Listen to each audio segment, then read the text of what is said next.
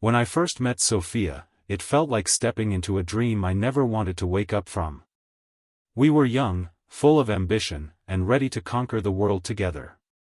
Sophia had this undeniable energy, a light that pulled people toward her. She was confident, fiercely driven, and had a charisma that left you wanting more. It wasn't hard to see why I fell for her so quickly. We met during college orientation, where nerves were high, and everyone clung to their name tags like lifelines. She introduced herself with a smile that could disarm even the most jaded soul.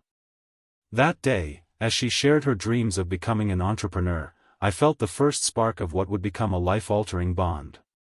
We spent the next few years building each other up, tackling challenges side by side, and dreaming of the future we were certain we'd create.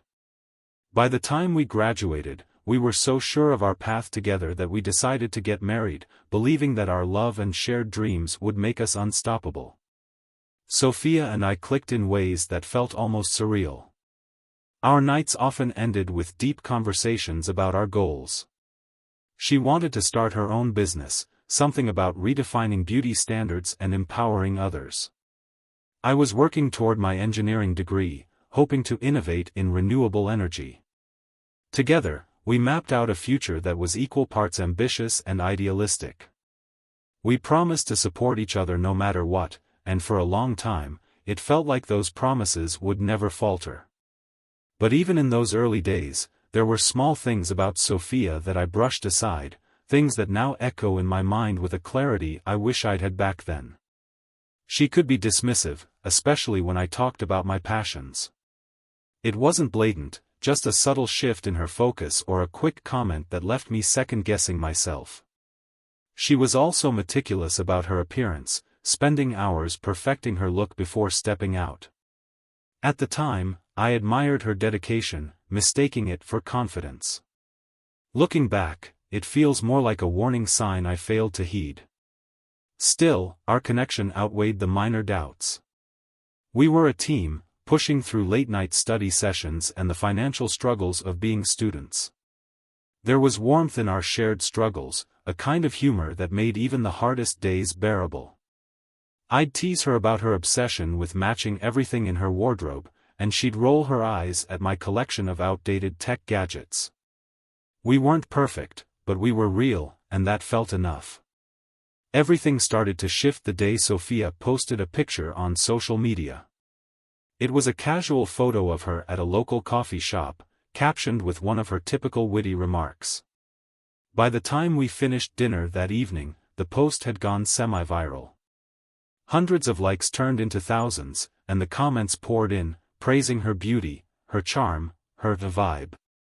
It was as though a new door had opened for her, and she couldn't wait to see what was on the other side. At first, I thought it was harmless. Who wouldn't enjoy a little attention? But Sophia's reaction felt different.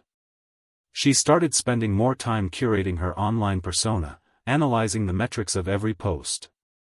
Her confidence, once rooted in her ambitions and talents, seemed to shift toward how the world perceived her through a screen. I noticed her phone becoming an extension of her hand, her gaze often glued to it even during our quiet moments together. One night, as we were preparing for bed, I caught a glimpse of her staring at her reflection longer than usual. There was a flicker of something in her eyes I couldn't quite place, pride, maybe, or something deeper, more consuming. She'd always been confident, but this felt different, like she was trying to meet an invisible standard she hadn't set for herself. It was subtle, almost imperceptible, but it left me uneasy in a way I couldn't shake. The changes were small at first.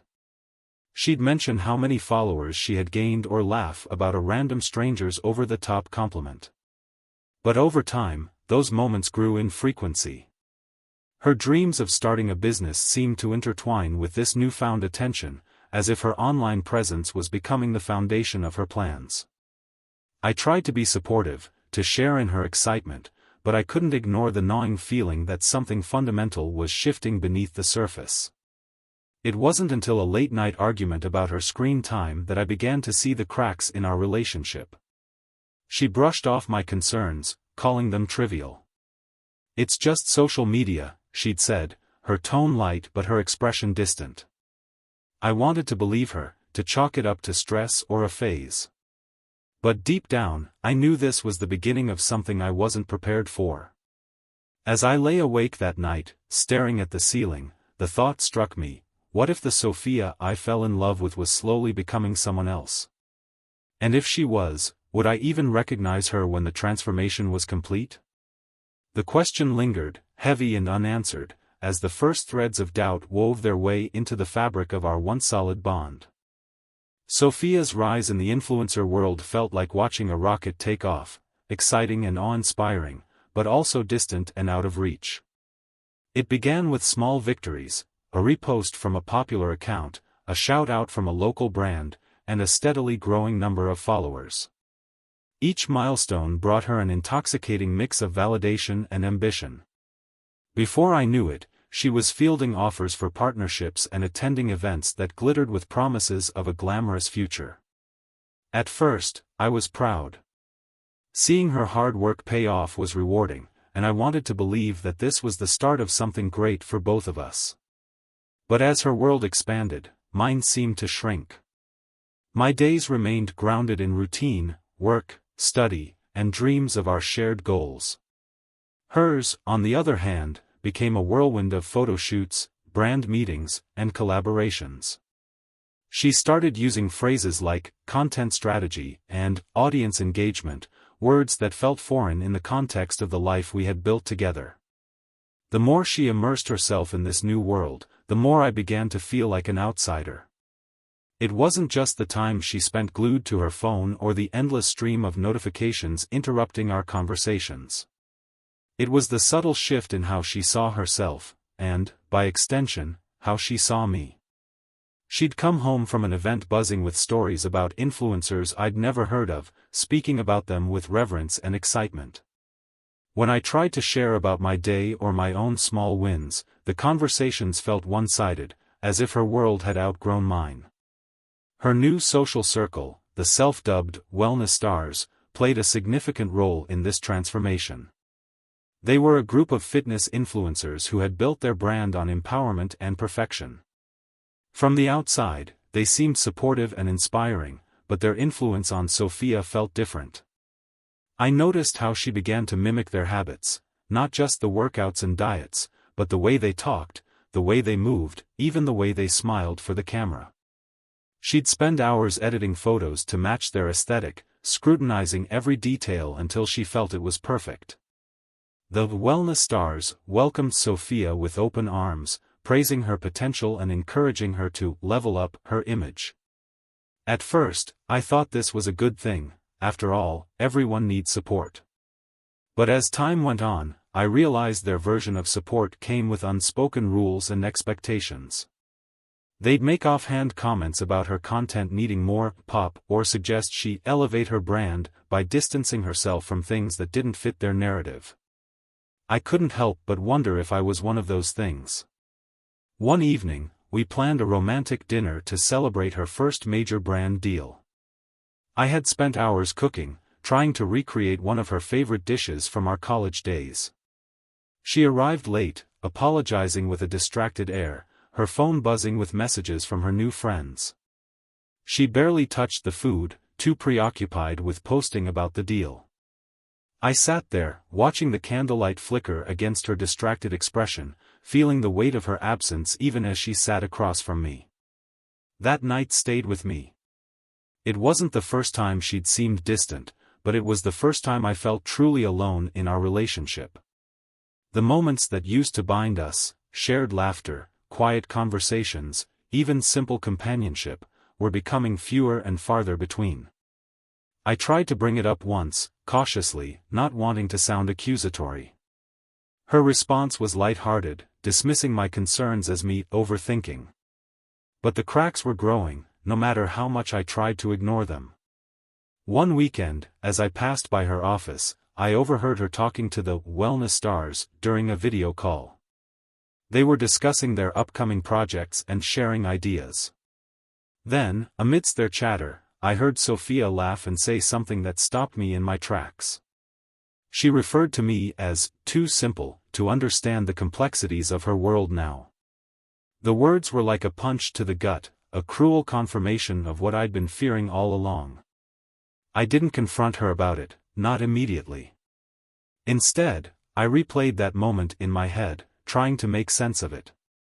Was this who she had become, or had I been blind to this side of her all along? The mistrust began to take root, intertwining with the love and admiration I still felt for her. It was a confusing, painful mix that left me questioning everything. As the days went by, I found myself retreating into my own world. The life we had once shared was beginning to feel like a distant memory, overshadowed by the person Sophia was becoming. And yet, despite everything, a part of me still clung to the hope that we could find our way back to each other. But with every passing day, that hope felt more like a fragile thread, stretched thinner and thinner, threatening to snap. The first sign was almost too subtle to notice, a change in how Sophia's phone seemed to occupy her attention during the moments we once shared. At first, I told myself it was just the nature of her new career. Her world had become one of constant connectivity, of curated perfection and relentless engagement. But then, there were the late nights. She'd be up long after I went to bed, her face illuminated by the cold light of her screen, her fingers dancing across the keyboard. I'd wake up to the sound of muted giggles or hushed tones, and each time, she'd dismiss my concern with excuses that felt increasingly rehearsed. One evening, as I cleared away dishes from dinner, her phone buzzed repeatedly on the counter. Sophia was upstairs, likely lost in another video call or editing session. I glanced at the screen, not out of suspicion but reflex. A message preview caught my eye, a name I didn't recognize, followed by a string of words that made my stomach drop. It wasn't explicit, but it was intimate in a way that left little room for misinterpretation. In that moment, I told myself not to jump to conclusions.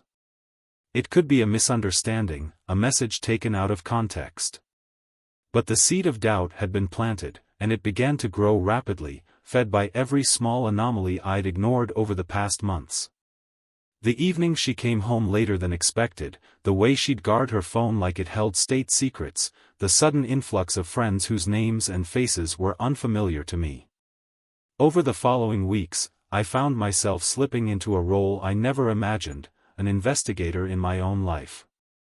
I hated the way it made me feel, the paranoia and the constant questioning. But the evidence began to pile up. A series of messages I stumbled upon when she left her laptop open one night, filled with playful banter and inside jokes I wasn't part of. Photos that didn't make it to her public feed, shared privately instead. And then, the confirmation, a dinner reservation under both their names, booked at a restaurant she'd once called ours.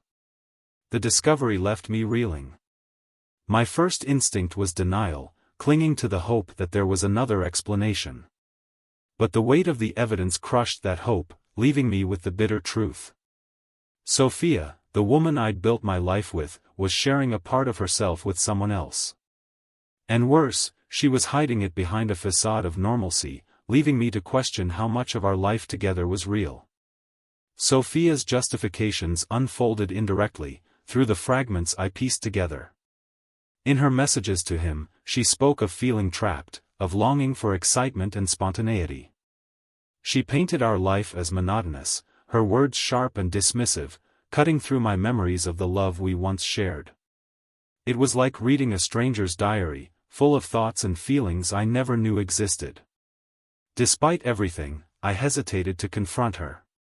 Part of me wanted to gather more evidence, to leave no room for her to deny what I already knew. But the longer I waited, the more the knowledge festered, turning into a poison that seeped into every interaction. I began to notice how distant she'd become, how her laughter sounded hollow, how her eyes seemed to avoid mine when we spoke. The breaking point came one quiet evening, when I stumbled upon the undeniable proof. She'd left her phone unlocked on the kitchen counter, a rarity in itself. A message thread with him was open, and as much as I wanted to walk away, my curiosity overpowered my restraint. The words I read burned into my mind, declarations of affection, plans for their next meeting, and memories they had already begun to create together. It felt like the ground beneath me had vanished, leaving me suspended in a free fall of betrayal and disbelief. The person I'd loved, the future I'd envisioned, all of it seemed to crumble in an instant. But amidst the chaos of my emotions, a clarity emerged. This was no longer about gathering evidence or trying to understand her reasons. It was about facing the truth head-on, no matter how painful it would be. That night, as Sophia sat in the living room scrolling through her phone, I stood in the doorway, watching her. She looked so calm, so composed, as if the world she'd built on deception was unshakable. But I knew better. And as I took a deep breath, preparing to confront her, the thought crossed my mind, this moment would change everything, for better or worse. And there was no turning back. The confrontation started in a way I'd never imagined, sitting there in the living room with the weight of everything I knew pressing down on me. Sophia was just scrolling through her phone, completely unaware of what was about to hit her. I sat there, trying to keep my hands steady, my mind racing with all the betrayals I'd uncovered. Every message, every lie, every moment of trust she'd shattered, it all built up until I couldn't keep it in anymore. I finally spoke, my voice quiet but firm. I laid it all out, every piece of evidence like a brick being stacked into a wall she couldn't climb over. The messages, the dinner reservations, the late-night calls. At first, she looked confused, like she didn't understand what I was saying. Then came the denial. She tried to laugh it off, telling me I was being ridiculous, but I wasn't buying it. I'd seen too much. When she realized she couldn't deny it anymore, her whole demeanor changed. She got angry, accusing me of invading her privacy, of making a big deal out of nothing. She said I didn't trust her, that this was my fault for snooping. I felt my chest tighten, but I didn't back down. Her words were like smoke, trying to cloud the truth, but I wasn't about to let her manipulate me. The fight escalated fast. Years of love and frustration collided in that room, and for a moment, I felt torn. Part of me still loved her, still wanted to believe there was a way to fix this. But the other part, the one that saw the truth, knew there was no going back. I watched her try to spin the narrative, telling me she felt trapped, that our life was boring, that she needed something more.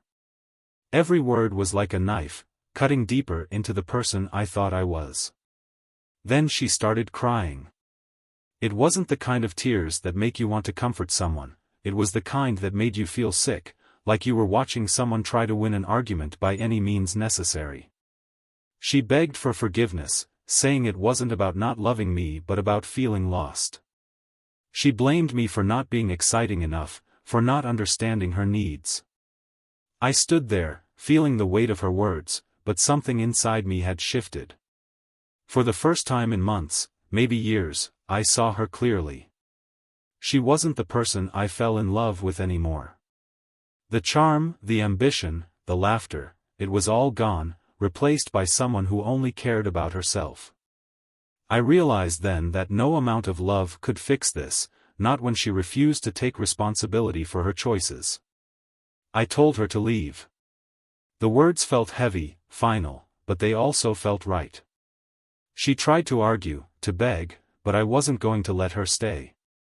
This wasn't just about the affair, it was about everything that led up to it, every choice she made that put her first and us last. As she packed her things, the silence was unbearable. I watched her, feeling a mix of sadness and relief. This was the end, and it was devastating, but it was also a chance for me to start over. When the door finally closed behind her, I sat down and let the quiet settle in. The house felt empty, but it also felt like mine again. The pain was still there, raw and sharp, but beneath it was something new, a flicker of hope. I didn't know what the future would look like, but for the first time in a long time, I felt like it could be mine to rebuild, without the weight of her lies holding me back. The days after Sophia left were some of the hardest I've ever experienced. The house, once filled with her presence, good and bad, was now eerily quiet. At first, I thought I'd feel relief, but the silence felt heavier than I expected. I'd walk through the rooms, trying to convince myself that this was what I needed, but loneliness had a way of creeping in when I least expected it. Nights were even worse. I'd lie awake replaying everything that had happened, every argument, every lie, every moment I should have seen it coming but didn't. I'd ask myself over and over how I let things get so far, how I didn't notice who she was becoming. The pain wasn't just about losing her, it was about losing the version of myself that believed in us. Then there was her social media. Of course, Sophia wasted no time spinning her side of the story. I tried to ignore it, but mutual friends sent me screenshots of her posts. She was casting herself as the victim, painting a picture of a woman misunderstood and trapped in a marriage that didn't let her flourish. I won't lie, it made my blood boil. I wanted to shout the truth from the rooftops, but what would that solve? I knew better than to play her game. But the internet has a funny way of finding cracks in even the most polished facades. People started piecing things together, the timelines, the inconsistencies, the screenshots that didn't add up. Her followers began questioning her authenticity.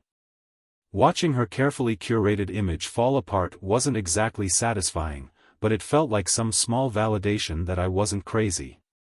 I wasn't the villain she wanted me to be. For me, those weeks were about survival. I leaned on friends I hadn't talked to in years, people who reminded me of who I was before I got lost in the chaos of our marriage. I dusted off my old guitar, spent hours tinkering with it like I used to in college. It's funny how the smallest things, an old hobby, a late-night conversation with an old friend, can feel like lifelines when you're drowning. One day, while cleaning out the mess Sophia had left behind, I found a box of keepsakes from our early days. Ticket stubs from our first dates, notes she'd written me during college, photos of us smiling like we had the world figured out. For a moment, I felt anger bubbling up. But then, something shifted. Those memories weren't lies.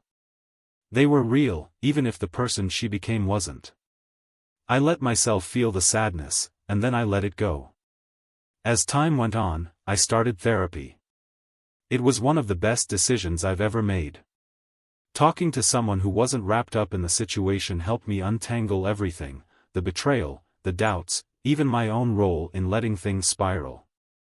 It wasn't easy to face, but it felt like taking back control of my life, one session at a time. And then came the divorce proceedings. Sophia fought to hold on to her version of events, but the cracks in her story made it hard for her to gain any ground. I didn't want revenge. I just wanted closure, fairness, and a chance to move forward.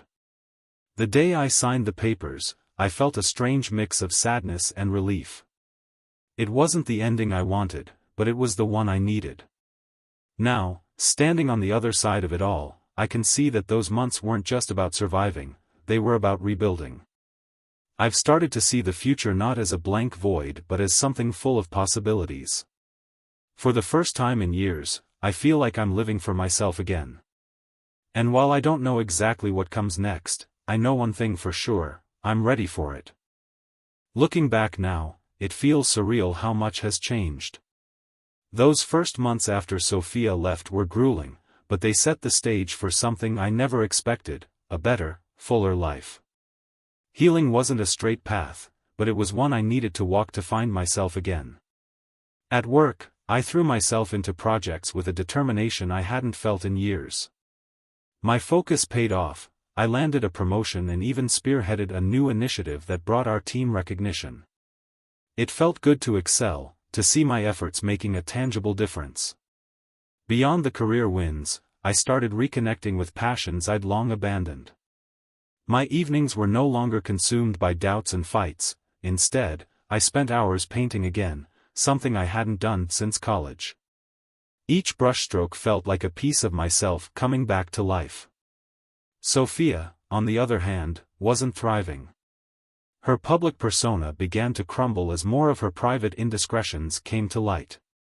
She lost sponsorships, followers, and eventually, her credibility. The same audience that had once adored her turned against her, calling out her hypocrisy and lies. Watching her unravel wasn't something I took joy in, but it was hard not to feel a sense of closure. For so long, it felt like she had all the control, but now the truth was catching up with her. The turning point for me came when I met someone new. Her name was Mia. She wasn't flashy or over the top, she was grounded, kind, and had this incredible ability to make me feel seen. We met at a friend's barbecue, a casual setting that felt worlds away from the chaos of my past. At first, I was cautious, unsure if I was ready to let someone in again. But Mia was patient, and as we spent more time together, I realized how different things could be with someone who truly valued me.